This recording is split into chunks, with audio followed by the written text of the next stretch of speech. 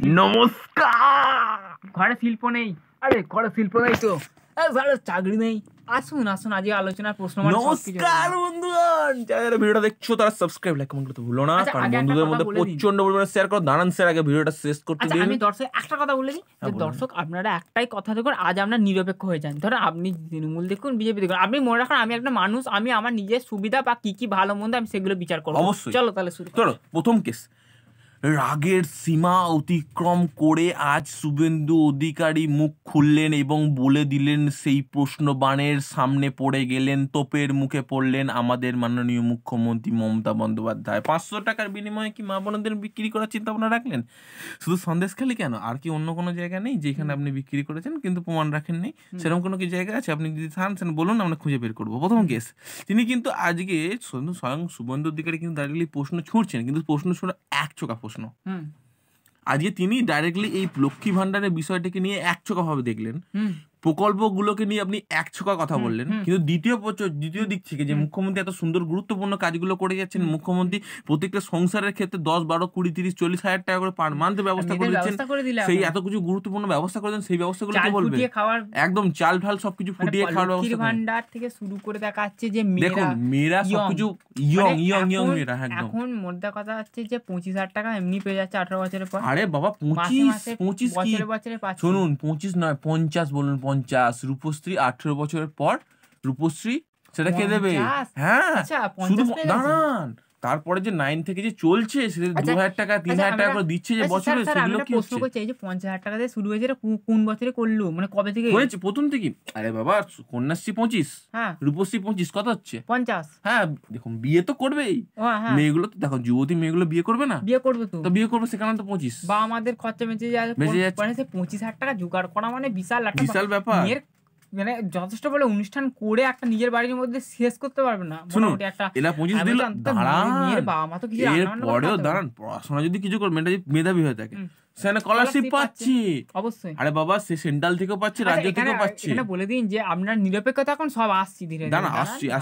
এবার কতগুলো ভাতা দিচ্ছেন ভেবে দেখুন, মানে প্রত্যেকটা ভাতা থেকে শুরু করে এই শিক্ষা ভাতা, বেকার ভাতা। দেখুন, আমি একটা ভাতা যোগ করে দেবেন না ভুল করে, ঠিক আছে? ও সরি, আমি বলছি কত রকমের ভাতা দিচ্ছেন। তারপরে ধরুন এই যে উন্নয়ন প্রকল্পে, এই গাড়ি ঘর সবকিছু। এখন তো জল দিচ্ছে ঘরে, জল, হ্যাঁ, এই কদিন আগে এই একটা প্রকল্প সজল ধারা। আমি বলতে চাইছি কি করেননি তিনি পশ্চিমবঙ্গটাকে পুরো একদম এত সুন্দর করে দিচ্ছেন, মানে তারপরেও তার বিরুদ্ধে এই যে প্রশ্ন, আজকে এই প্রশ্নবান কি সঠিক? দর্শক বিন্দুকে প্রশ্ন করুন, মানে তিনি করেননি কি? আমি বলতে চাইছি তিনি করেননি এরকম কোনো কাজই নেই পশ্চিমবঙ্গে, সব করেছেন তিনি। হ্যাঁ, তিনি দেখুন এখানে তিনি কিন্তু শিল্পটাকে এগিয়ে নেওয়ার জন্য কিন্তু প্রচুর শিল্প এগিয়ে নিয়ে গেছেন, মানে এরকম শিল্প এগিয়ে কেউ কখনো পারেনি। তিনি কিন্তু একটা তিনি শিল্প বলতে মানে চপ, সিঙ্গাড়া, ফুলুরি, প্রত্যেকটি শিল্পকে আজকে পুরো অগ্রগণ্য ভূমিকা দান করে দিয়েছেন। তোমরা সবাই ভাবছো উল্টো পাল্টা, কিন্তু এটা তোমরা ভুল করছো। তিনি চপ শিল্পের মাধ্যমে অনেক কিছু বোঝাতে চেয়েছেন, যে আমাদের দেশের চপ ইন্টারন্যাশনাল মার্কেটে বিক্রি হয়, জানেন? আগে একটা বলুন, অনেকে হাসছে, আমি বলি আমরা 5-4 তলা বাড়ি করলাম কি করে? চপ বিক্রি করে। একদম। আমি মুখ্যমন্ত্রীর কাছ থেকে আমরা লোন নিয়েছিলাম, তো সেই লোন অবশ্যই শোধ করে দিলাম। আজকে স্টুডেন্ট ক্রেডিট কার্ড ভেবে দেখুন, আপনি স্টুডেন্ট ক্রেডিট কার্ড নিয়ে ব্যবসা শুরু করুন, তারপর আবার রিপেমেন্ট করতে হবে 10 লক্ষ টাকা। ভেবে দেখুন, কেউ দেবে? একবার দেখুন, ভেবে দেখুন। যাই হোক, তো এখানে আসল প্রশ্নগুলো আসাই। দাঁড়ান অপেক্ষা করুন না, আপনারা একটু দাঁড়ান, এত অধৈর্য হলে হয়? একটু অপেক্ষা করুন, সব জানতে পারবেন ধীরে ধীরে। তো এবার দেখুন, সবচেয়ে বড় কথাটা এইখানে এসে দাঁড়াচ্ছে, যখন এর অনেকে প্রশ্ন করছে যে তৃণমূল কি করেছে। তো এখানে প্রশ্ন কার আসবে না? যারা বিরোধী পক্ষ তারা আসবে, স্বাভাবিক, এরা বিরোধী পক্ষ। তো এখানে কিন্তু আমরা নিরপেক্ষতার বিচার করছি। তাহলে এবার আমি যদি বলি যে আমাদের প্রধানমন্ত্রী, যিনি নাকি বিজেপির পক্ষপাতী আর কি, তাকে আমি যদি বলি, তিনি প্রথমে আসার জন্যই ফার্স্টেই করেছিলেন ওই যেটাকে বলা হচ্ছে যে ঘরে ঘরে বাড়ি তৈরি করা একটা রয়েছে, ঠিক আছে, যেটাকে আবাস যোজনা, আর নেক্সট যেটা হচ্ছে পায়খানা বাথরুম, যেটাকে একদম পরিষ্কার। আচ্ছা, এই দুটো কাজ করেছিল আজ থেকে ক বছর আগে, প্রায় বলতে পারেন 9 বছর 10 বছর আগে, অনেকদিন আগে, ঠিক আছে, ভুলে গেছি, মরে গেছে, খাওয়া হয়ে গেছে। তারপর থেকে মানে নতুন কি এসছে আমি কিন্তু কিছু বুঝতে পারছি না। শুধু আমি দেখতে পাচ্ছি স্কলারশিপ দিচ্ছে, রূপশ্রী দিচ্ছে, যুবশ্রী দিচ্ছে, মুখ্যমন্ত্রী। সমস্ত বেকাররা ভাতা দিচ্ছে দিচ্ছেন মুখ্যমন্ত্রী। মুখ্যমন্ত্রী। এ নেই, তোমার লোন লাগবে, কৃষি লোন লাগবে, আমি দেবো, সব দেবো। আমি তো রাস্তা লাগবে, রাস্তা সমস্যা আছে, জল জমছে, আমি করে দেবো। হাই রোড লাগবে, আমি করে দেবো। তারপরে শিল্প দেখা যাচ্ছে লাগবে, আমি করে দেবো। জল উন্নয়ন আনতে লাগবে, আমি করে আনতে দেবো। কষ্ট হচ্ছে, আমি এনে দেবো। তাহলে এখানে একটা প্রশ্ন দর্শক আমার কিন্তু রয়ে যাচ্ছে। দেখুন এই নিরপেক্ষতার বিচারে যে অনেকে প্রশ্ন তুলছে এই দল নাকি ওই করেছে ত্যান করেছে, মানে খাদ্যমন্ত্রী চোর, শিক্ষামন্ত্রী চোর, সবাই মানে চোর। অনেকের প্রশ্ন দাঁড়ান, তুলছে। আমি বলতে চাইছি এই যে চোর চোর চোর চোর করছেন, তো মানে শুধু এক জায়গায় ছাপা মেরেছে তো চোর চোর বেরোচ্ছে। তো আমি অবশ্যই বলছি সেকেন্ড জায়গাগুলো কেন ফাঁকা রাখছেন? মানে অবশ্যই আমি বলতে চাইছি শুধু একদিকে শুধু হ্যাঁ, চিন্তা ভাবনা করে তাহলে কি আমি তাকে তো চোর চোর বলা যায়? অবশ্যই আমি তো সেই ধরুন তো দিকটা যাকে চোর ভাবছেন তার পরবর্তীকালে আরো বেশি অন্য অন্য জায়গা থেকে যদি ডাকাত বেরিয়ে যায় তখন কি করবেন? অবশ্যই কথাটা সহ্য অবশ্যই করতে পারবেন তো? অবশ্যই অবশ্যই। তো আর একটা দিক থেকে আমাদের বিশ্লেষণ করতে হবে। দেখুন এখানে কিন্তু একটা কথা মনে রাখবেন যে কেউ কারোর খারাপ দিকটা তুলে ধরছে মানে বা ভালো দিকটা তুলে ধরছে মানে আমাকে সেটাই গ্রহণ করতে হবে, সেটা কিন্তু কোনো মানে নেই। আপনারা আমাকে নিরপেক্ষ কিন্তু দর্শক, অবশ্যই দর্শক তোমার নিরপেক্ষ এবার দর্শক। এবার অবশ্যই আমি দেখছি তো আপনি কিন্তু দেখুন আপনি ভালো একটা কথা মনে করিয়ে দিলেন যে এইখানে কিন্তু সন্দেশখালীকে কেন্দ্র করে মুখ্যমন্ত্রীর গায়ে কাদা ছোঁড়া হয়েছে এবং যে কথাগুলো জনগণের প্রশ্ন আর কি, শুভেন্দু অধিকারী যে কথাগুলো বললো যে 500 টাকার বিনিময়ে মানে মহিলাদের বিক্রি চলছে, একটা প্রসেস চলছে, তিনি একটা গলা খাঁকারি দিয়ে বললেন। তো কিন্তু এই গলা খাঁকারিতে আমি একটা প্রশ্ন করি যে এই যে তিনি যে কথাটা খাঁকারি দিয়ে বললেন বা চেঁচিয়ে যে বললেন যে 500 টাকার বিনিময়ে মহিলা বিক্রি চলছে, তাহলে তিনি যদি নিরপেক্ষ থাকতেন তাহলে অন্য একটা সভা করে তিনি সেখানেও তো বলতে পারতেন যে হ্যাঁ অনেক জায়গায় এই প্রায় প্রতিটা পশ্চিমবঙ্গের অনেক জায়গায় অনেকেই কিন্তু এই 1000 টাকা 500 টাকার বিনিময়ে কিন্তু তারা উপকৃত হয়েছে।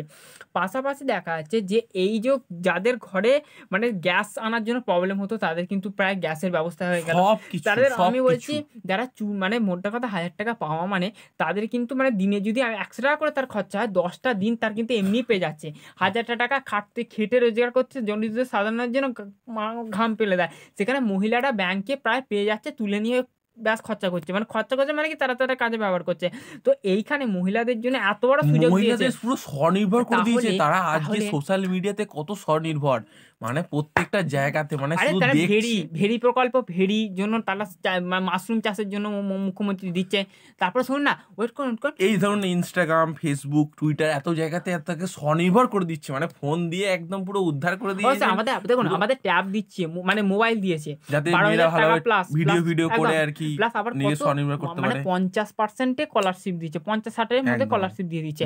তো এখানে অনেকেই চোখে চোর বলছে। তো এইখানে আমি একটা প্রশ্ন করি যে আচ্ছা এর আগে তো আমি মানছি তিনি তাই দল চলতে আমি মেনে নিলাম, কিন্তু আমি বলছি এর আগে যারা ছিল ঠিক আছে বা আগে যারা ছিল আচ্ছা তাদের কি কি করে গেছে একটুখানি লিস্টটা যদি বার করেন একটু ভালো হয়, মানে প্রশ্নটা কই তাহলে এবার তাদের ওপর কেন তারা একটু কিছুই প্রশ্ন করলো না? করেনি। একদম জ্যোতিপ্রিয় মল্লিক খাদ্য বসে।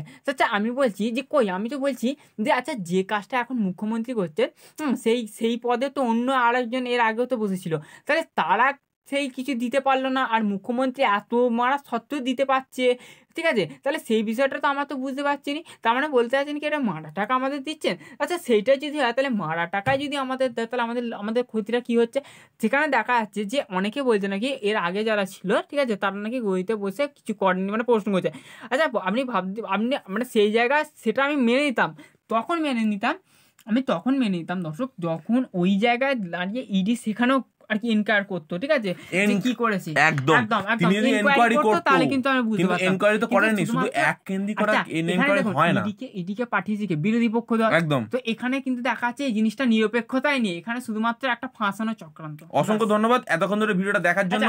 আমি একটা কথা বলি, দর্শক তোমরা কিন্তু শিক্ষিত। আমি একটা কথা বলি দেখুন আমি কিন্তু যে চাল খেয়ে আমরা এখন বকছি আমি কিন্তু আমাদের এর চাল খেয়ে বকছি, ঠিক আছে? তো গাদ্দারি করতে পারবো না, আমাদের রক্তে গাদ্দারি নেই। দেখুন এখানে অনেকে অনেক প্রশ্ন, কিন্তু আমি মুখ্যমন্ত্রীর কথা আমি মুখ্যমন্ত্রী যেমন কথা বললাম তেমন আমি প্রধানমন্ত্রীর কথা বললাম যে আবাস যোজনা পাই না, কিন্তু সেইটা যে বছর আগে হয়েছে আমার আর খেয়াল নেই। সত্যি ভেবে দেখুন সেই প্রথম এসেছিল একটা উদ্যোগ ছিল, তারপর থেকে আর সেই যে কোথায় স্যার ওইসব বলবেন না স্যার, মানে মুখ খোলাবেন না, পরে অনেক খারাপ লাগবে কথাগুলো শুনতে। অসংখ্য ধন্যবাদ ভিডিওটা দেখার জন্য।